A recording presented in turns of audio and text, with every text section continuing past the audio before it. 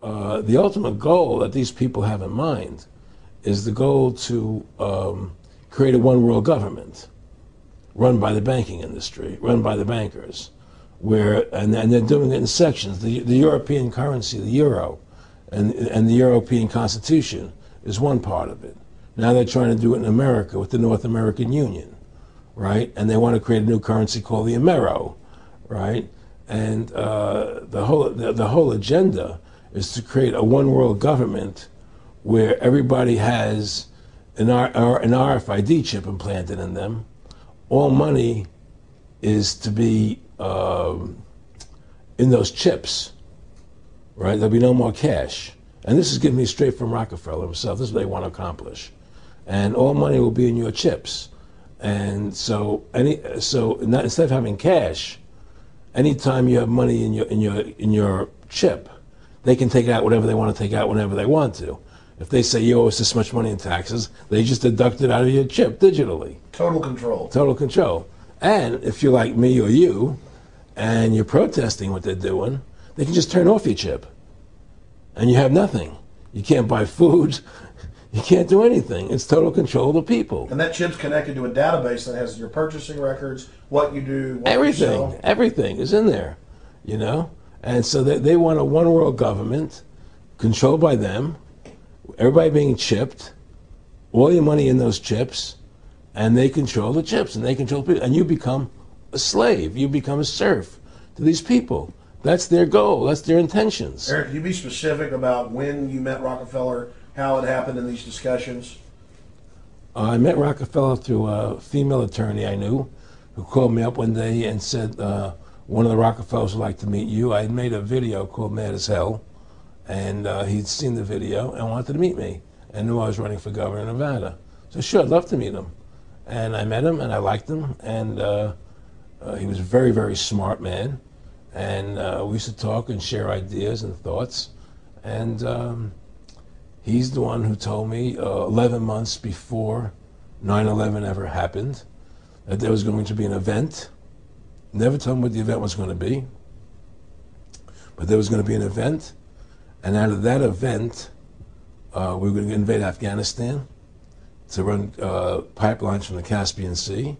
We were going to invade Iraq, you know, to take over the oil fields, establish a base in the Middle East, and make it all part of the New World Order. And we go after Chavez in Venezuela. And sure enough, later 9/11 happened, and I remember he was telling me how how you're gonna see soldiers looking in caves for people in Afghanistan and Pakistan and all these places, and there's gonna be this war on terror, which is no real enemy, and the whole thing is a giant hoax, you know, but it's a way for the government to take over the American people. He told you it was going to be a hoax. Oh yeah, oh yeah, there's no question. He says there's going to be war on terror, and he's just laughing.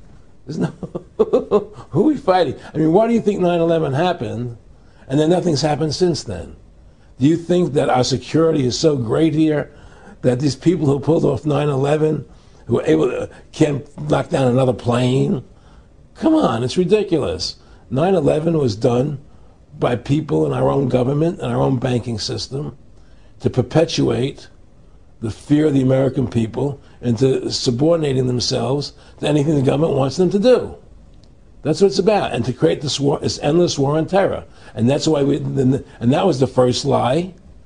And the next lie was going into Iraq, you know, to get Saddam Hussein out with his weapons of mass destruction. That was the next lie. Now, specifically, this was a little over 6 years ago. This was 11 months before 9/11. Yeah. And Nick Rockefeller, who's a lawyer, he's become your friend over the previous years, and he's saying to you that there's going to be this big event, and then out of that we're going to have a war on terror, and it's just going to go on and on. Right, an endless war on terror without any real enemy. That you can never, so you can never define a winner. And did he say that it's going to be perfect because you can't define an enemy? It just goes on and Yeah, on? because you can't define a winner. There's no one to beat, so it goes on and on forever. And they can do whatever they want. They scare the hell out of the American public. Look, this whole war on terror is a fraud. It's a farce. It's very difficult to say it out loud because people are intimidated against saying it Because if you say it, they want to make you into a nutcase. Let's But be the truth has to come out. That's why I'm doing this interview. The fact of the matter happens to be that the whole war on terror is a fraud. It's a farce. Yeah, there's a war going on in Iraq because we invaded Iraq. And people over there fighting, you know. But the war on terror, it's a joke, you know. And until we discover what really happened on 9/11 and who was responsible for 9/11, because that's where the war on terror emanates from. That's where it comes from.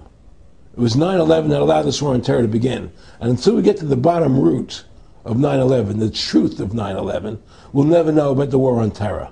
Aaron, you said that he was, and I think it's important, and I know this about the Rockefellers from Dr. Dennis Cuddy and many others who literally, you'll be 20 years old in a lunch line at college, and no, there's David Rockefeller. And here's here. I mean, they're experts at recruiting and getting what they call players, and that clearly he was, I mean, I want to make it specific and just get you to reiterate what you said last night about you got 30% of the vote, you were having an effect, you made mad as hell, they knew that you'd started the Constitution Party, they knew that you were somebody who was taking action and getting things done, you'd already made some big films, had a lot of other successes, right. So they were trying to recruit you, and didn't it come down to the point of, hey, we are here to recruit you, and don't worry, your chip's going to say, don't mess with us, you know, this guy's don't touch. Yeah, yes, that did happen. I was definitely being recruited, but it's more subtle than that. Well, in your words, just go through the process, and then what he said. Well, what it is remember we were friends, and we used to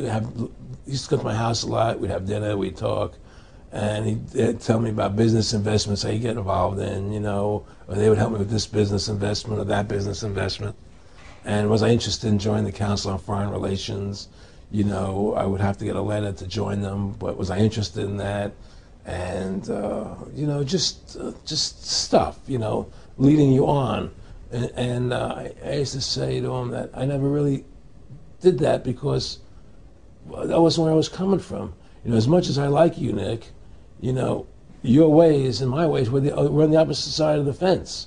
You know, I don't believe in enslaving people, you know, and he would come back with, oh, I do? Or? Well, it would be more like, you know. It's better for them. Well, it's more like, you know, how do I put it? It was like, what do you care about them? What do you care about those people? What difference does it make to you? Take care of your own life. Do the best you can for you and your family. What do the rest of the people mean to you? They don't mean anything to you. They're just serfs. They're just people. You know, it was just a lack of caring, you know, and that's just not who I was. It was just sort of like cold, you know. It was just like cold, you know. And I used to say to him, what's the point of all this? You have all the money in the world you need. You have all the power you need. What's the point? You know, what's the end goal? And he said the end goal is to get everybody chipped, to control the whole society, to have the bankers, the elite people, you know, the bankers and some governor controlling the world. And I said, all the people in the Council on Foreign Relations believe this way you do? He said, no. You know, most of them believe they're doing the right thing. A lot of them believe it's better off being socialistic. You know, we have to convince people that that socialism is really capitalism. Because America's becoming a socialist country. It's a communist country today. Well, one of the things they told me was that he was at the house one night, and we were talking, and he started laughing. He said, Aaron, what do you think women's liberation was about?